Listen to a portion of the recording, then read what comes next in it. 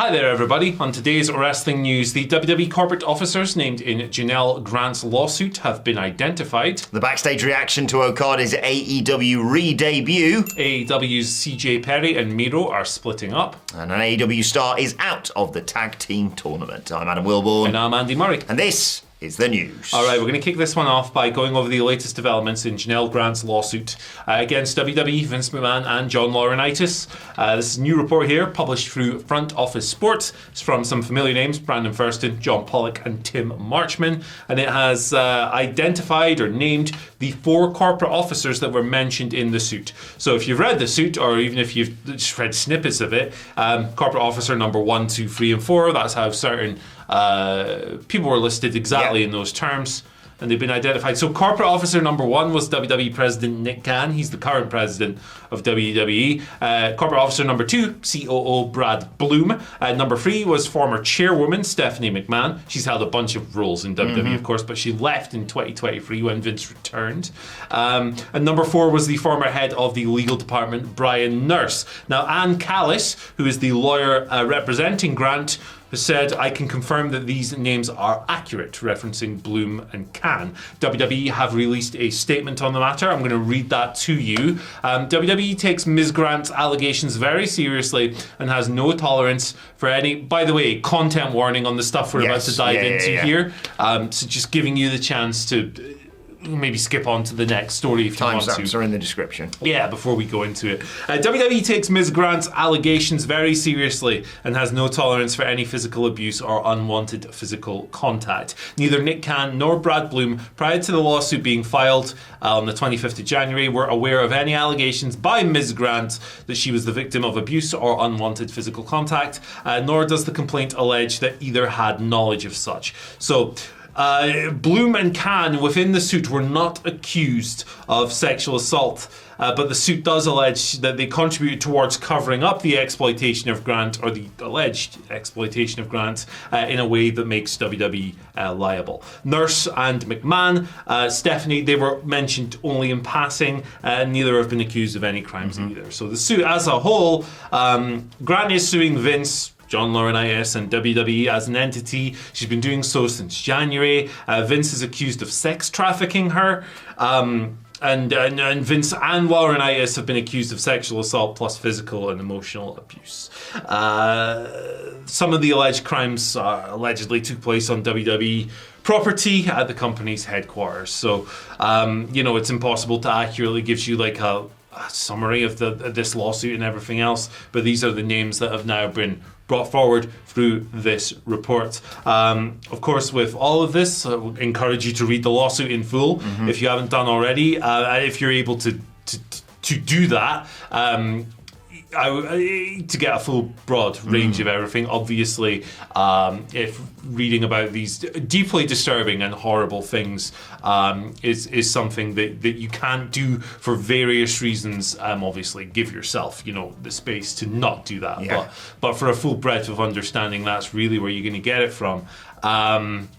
This is going to be a thing that we're probably going to be talking about for ages and ages, for a long, long time. The allegations levied against Vince, John Laurinaitis, and WWE as a whole are repulsive and made me sick.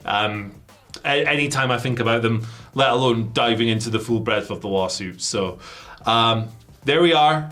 Obviously, we don't sit here and editorialize these things. I'm not going to speculate on any of this or even really pass comment on it. Instead, I'm just going to do what we've done throughout this, which is push you to support a charity that does some fantastic work around this awful issue, RAIN. We've done it throughout, as I've mentioned. We've put links, and we will again, in the description to go and donate there. We've donated money from our live streams to it because it's such an important cause to us. Obviously, Mick Foley's associated with RAIN and has done some great work for them in the past. But go and donate if you can. It's an awful issue, but RAIN does phenomenal work in there, and most importantly, as I always say, believe survivors. Absolutely. Right, let's move on and talk about Okada's re-debut in AEW. Obviously, he returned on Dynamite last week. He had a fantastic showing on Collision as well, dominating in that 3-on-3 match. And everyone, according to this Fightful Select report, seems very happy with how it's all gone so far. Tony Khan, of course, has talked about how this has kind of been in the works for quite some time now. They all knew that when and where they were going to bring Okada back in. And he's had the long-held belief that he can be a major heel star on AEW and particularly on American wrestling television. And sources in AEW claim that this past week's performances have only solidified that.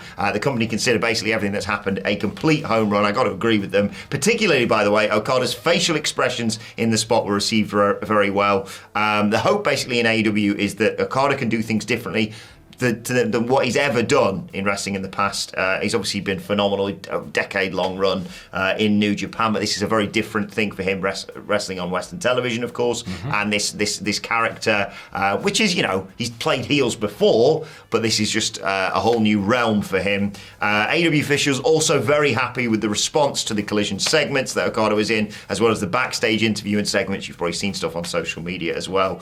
AEW felt it was important to time Okada's debut immediately after Sting retired to give them another big start in a big spot.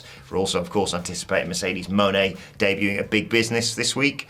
Things trending in the right direction for AEW. It's not a bad trio of signings, is it? Will Ospreay, Kazuchika Okada, and Mercedes Moné. Yeah. I assume we'll see her tomorrow. Not a bad little run of luck there, or the superior negotiations for Tony and AEW. Yeah, I've really enjoyed Okada so far. I must admit, when he came out and then he immediately turned on Eddie, I was like, why? And then a second later, I was like, that's why. Yeah. It's great. He is, perhaps character-wise, at his best as just an asshole. He's shown flashes of it in the past couple of years, but obviously he played that role much earlier in his New Japan run as well. I think that bringing him in as like a high-level babyface at a time when Will Ospreay has come in and is over as hell would have been very risky, because then you're competing for overness, and it's like, I appreciate that they've done something different. I thought the squash match on Collision was just a riot. Yeah. There's no selling the jobbers and going, come on, take a shot. Yeah. Really fun. My one minor complaint, and this is such a nitpick, is that the backstage segment that they put up on social media where you're just talking about buying a Kia and stuff, it was too funny. Yes. It was too funny. You can't be that funny when you're a heel. It was simply too good. Yes. So be worse. It's my advice. Yeah, I feel very guilty. I'm just going to echo really Sidge's sentiments. Michael Sidgwick's been talking a lot about this on our podcast. Of course, What Culture Wrestling, wherever you get your podcast from. It was amazing. The biggest podcast in the world. It was amazing to think that when they were first talking about Okada coming in, we were all a bit like, Like, it's Kazuchika Okada. You can pretend if you want. I barely watched New Japan before I started working at What Culture, but even I knew who Kazuchika Okada was because he was the biggest star in New Japan for a decade, basically. Keep rolling. I'm going to look something up. And the fact that they brought him in and turned him heel immediately and aligned him with the Young Bucks and being a part of the elite, I think it's a real genius move. Like you say, they are flush with baby faces, or at least beloved people. Can't really call Swerve a baby face because he's a home invasion story, but you've got him, you've got Ospreay, like you say. They are not struggling for big baby faces to challenge for world titles at the top. Okada has just come in, and I love the work he's done. I love him being alongside the Young Bucks. I think that works really well as well in terms of the presentation. And yeah, it's a big year for AEW this, and I think they've really started off on the right foot, and I hope that continues with Big Business on Wednesday. Yeah, definitely. Like, I think with the Okada stuff, right, if you've watched the work on TV and you're like, I'm not really into this, there's nothing wrong with that, right? There's nothing wrong with looking at something and then judging it and going, this doesn't fit my taste or whatever. Yeah. We've just had a 30-minute conversation about the things that you and Hamlet liked on Raw that I didn't really care. That's how it works. This is the thing. People seem to think you can only like one or the other in terms of, especially when we're on YouTube talking about it. We love WWE and we love AEW. We want them both to be successful. A, because that helps us make more money, and B, because we have to watch it regardless, so it might as well be good. It might as well kick ass. The only reactions that you know, you always get this when it's only ever when AEW debuts someone that you get the who is this person? Don't get me started. Nonsense, and it's like, this is the perfect tweet that encompasses this. Oh, brilliant. Right? Is what you're digging out? I saw this the other day. It's from Colin Young. God's hate, twitching tongues, shout outs, hard lore. It's perfect. It's absolutely perfect. I think it's about music, but it fits wrestling so well. If your reaction to a popular or up-and-coming entity / person / band getting opportunities is who, then you, and only you, look like an idiot. A complete buffoon. You don't know that popular thing in your subculture because you aren't paying attention. Yes. You cannot call yourself any kind of super wrestling fan, super expert, knowledgeable on the topic if you pretend not to know who Kazuchika Okada is. Yeah. Come on. Jesus. Just look it up. Yeah. Not that difficult, is it? Yeah. Not really go digging on like... But where was the video package? Especially Okada, he's literally been there already. I know. Anyway, they're very excited about Okada's future within AEW, and we're very excited about our live show that goes down on the day 2 of WrestleMania, the 7th of April, of course. It goes down at Underground Arts in Philadelphia. Really excited to head there. If you want to come and join us, whatculture.com/tickets. VIP sold out, general admission still available. But today, Andy Murray, is the last day if you want to get one of our special commemorative t-shirts. Indeed. And I've seen Phil Chambers designing them, and they look exquisite. And if you want to see them, you can check them out. They're on the website. Yes. whatculture.com/tickets. One of a kind. We will never sell them again. Nope. So if you want to grab one, you have to do it today. Head over. We would love to see you in Philly if you can make it. High fives all round. Yes. And you'll have plenty of time to get over for night 2, by the way, because we're going as well. Yeah, so. we're going to. We want to get there too. Don't worry. Yeah. It'll all be fine. Speaking of t-shirts, I guess. Yeah. I assume these people wear t-shirts. Miro wore a Mickey Mouse t-shirt when he debuted in AEW. There you go. Segue. But it was like a designer one that was on eBay for like $7,000. People found something to complain about that as well. Yeah. Why is he wearing a t-shirt? All right. Okay. I mean, this is crap news. I don't know why we're being so glib, because we're a couple of dickheads, probably. Yeah. No, Miro and... This is a shame. Miro and CJ Perry are splitting up. They've been married 7 years. And they are splitting up. So this comes from TMZ. CJ actually spoke to them. Here's what she said. Miro and I have made the difficult decision to separate after many wonderful years and have decided to move on as friends and hopefully as on-screen characters somewhere down the road. They've been associated on screen since like 2013 in WWE. Obviously, Perry came over to AEW last year, but Miro was already there. They've been doing... Like, Miro's been referencing her on TV since almost day 1 of the Redeemer character. So I wonder if maybe they'll whenever they come back to TV, I wonder if that'll be tied up or if they'll just screw it, move on, whatever. Either way, it sounds like some adults have just made a choice and drifting apart. So best of luck to both of them. Shout outs to them. Heartbreaking this. Obviously, I never like to hear this sort of thing. And also, it's a bit of a reminder, not that I'm suggesting this is the definitive reason why, but Miro and CJ Perry haven't been on telly a lot recently, and a lot of people have been speculating, saying, well, why aren't they doing it? Or is it injuries or whatever?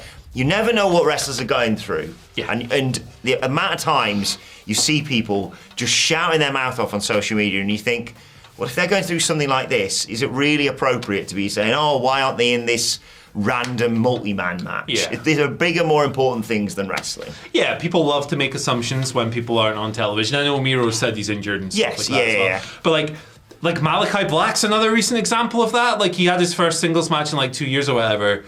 And we were like, why is he not having more singles matches? Blah, blah, blah, blah, blah. Maybe he doesn't want to. Yeah. And like, it's not like the House of Black haven't been really well pushed on Saturdays. Shouting about Twitter is a bit silly. Yes. We're fools for doing it. But I just wish people were a bit more sensitive. Think before you tweet. Yeah, don't be silly. Yes. Finally, some more bad news actually for AEW, because unfortunately, Anthony Henry is out of their tag team tournament. He's going to have to undergo surgery. He posted about this with a really graphic X-ray of his jaw on X. He's broken his jaw. I forgot to mention that. He's going to require surgery. The injury took place during a deadlock pro wrestling match on Sunday, where Brian Keith defeated Henry to retain the DPW national title. Henry tweeted, "Absolutely gutted in last night's match against Brian Keith. I took a knee strike that broke my jaw. The Workhorsemen had some exciting things coming up, one of which was the AEW Tag Team Tournament, which we can now not be involved in. I will have surgery soon. I honestly don't know how long this will take. I've never had an injury like this. I don't know what to do with that wrestling, and my biggest fear is that it derails any upcoming plans for JD Drake and I. I may be absent from here for a while, but I appreciate all the fans who support us." Devastating news this, because we're big fans of the Workhorsemen at What Culture. Yeah, this is a bummer. I've been calling for the Workhorsemen to be given a bigger spotlight in AEW and Ring of Honor for ages. Yeah. I love the Workhorsemen. I love Henry and Drake individually and together. I think that they are one of the most underappreciated and just awesome tag teams around. I think that their independent stuff probably shows them at their best, like stuff against teams like Violence is Forever. They're a wonderful, wonderful tandem. The only reason they aren't higher profile is just simply a case of opportunities and not being in more high profile matches. And, at a time when, this isn't the best era of AEW's tag division. I'm not saying it's bad, but, we're not talking like the peak era where everyone was firing all cylinders, like 2020, 2021. It's good, but it's not quite there. Yeah. You'd think that maybe they would have looked to elevate. Maybe they were going to do that in the tournament, but best wishes to Anthony Henry. I think he's an incredible pro wrestler. I really loved his work with Adam Priest the other year as well on the Indies. Hope he heals up soon, because I love the Workhorsemen, so best wishes. Yeah, get well soon, Anthony Henry. Let's move over to your Twitter questions. I know we were mouthing off about it, but we do love your questions on there. At What Culture we like WWE the good on X. people on Twitter, absolutely. which, to be fair, is about 99%. Yes. It's just the 1% are really They're really bad and really loud. Yeah. And they get far too much attention. Don't feed the trolls. Block them. Right, first question today comes from Mark Bryman. Thank you for your question, Mark. While we can guess Sammy won the gauntlet match because of the name power and Sammy versus Gunther at WrestleMania 40, does it feel like they're dropping the ball with Chad? There's a couple of things I don't like about it, right? But there's also a couple of things I do like about it. Yeah.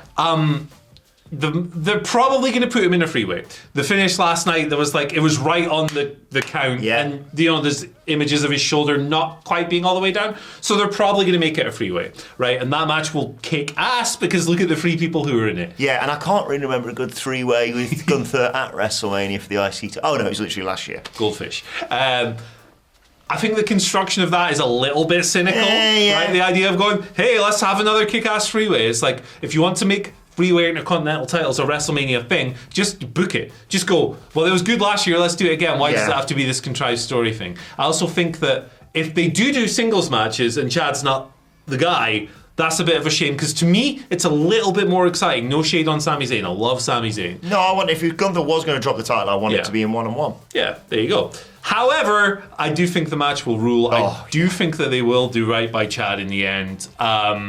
So I'm not really complaining, just pointing out, some bits that I do like and some bits I don't like. That is a real contender for match of the weekend, isn't it? Definitely. Oh, if they put all 3 of them, even if it's just Sammy versus Gunther, I'd be absolutely fine with that. I'm sure maybe they'll put Chad and Otis in that mad 6-team ladder match for the tag titles. I was thinking, really would quite like to see some ladder match with some bonker spots. They had that awesome show. I know it wasn't ladders, but they had that showcase last year that was just fireworks left, right, and centre. I'm really excited for the addition of that tag match, and it's far preferable than just a 1-on-1 match with Awesome Truth, if I'm perfectly honest. Big agree. But they need to do something with Chad Gable big at WrestleMania. I was always hoping that he would be the guy to dethrone Gunther. It slightly waters it down in a triple threat if that's the case, but nevertheless, really excited about it. Yeah, definitely. Next question today comes from Vacant's manager. Hey, the bald and the tall. I like that nickname. With all the pay-per-view premium live event shows out there, what are the 3 best names for shows and which need a name change? Roadblock, end of the line, best. Get out of the bloody road. Get out your mum's car. Goated. Yeah, I'm a big fan of Great Balls of Fire. Or Stomping Grounds, where the image is Roman Reigns doing a fist. Yeah. If only you had a wrestler who did a stomp as a finish that you could have put on the poster. I really like NXT Battleground. You're grounded! Battlegrounded! But Mom!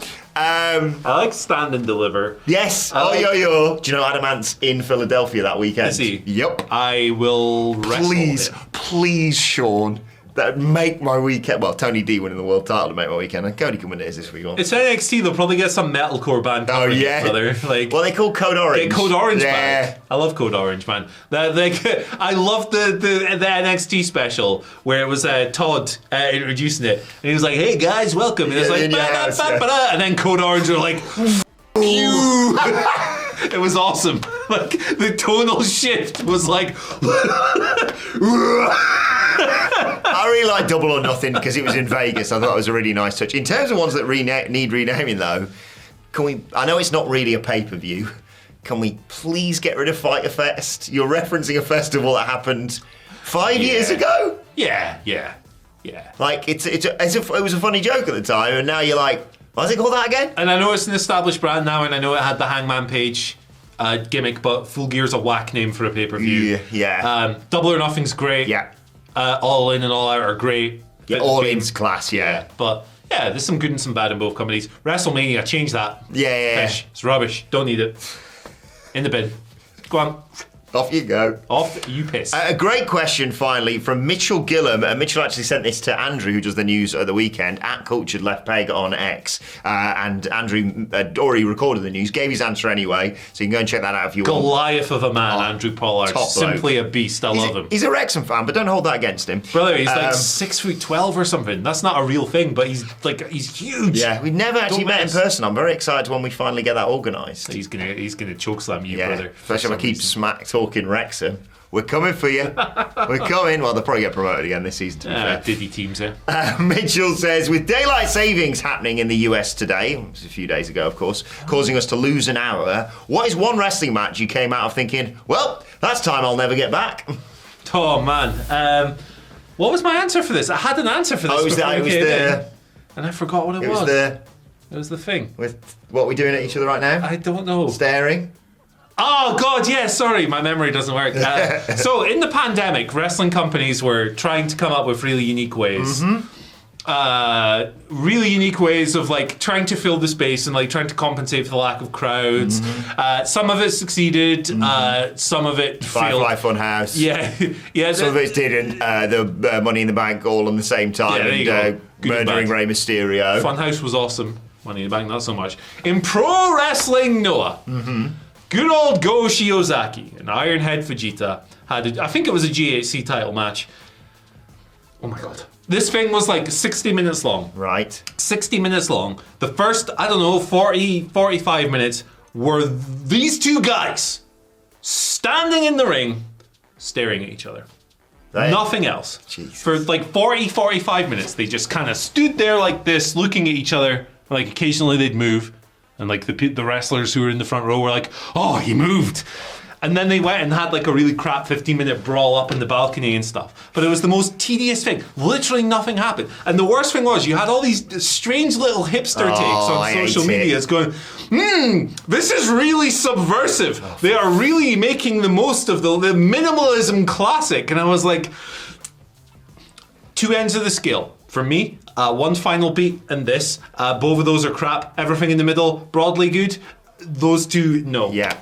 Worst match ever. I hated it. Me and Andy are actually subverting music. We've formed a band and we're just going to stand on stage with some instruments and never play them. Yeah. That's literally what it is. Which is probably preferable to me and Andy trying to actually do a band. So yeah. Imagine you go to the cinema and the screen's blank for... Just reminds me of that Family Guy thing. Nothing's happening. It's over. People are pretty pissed.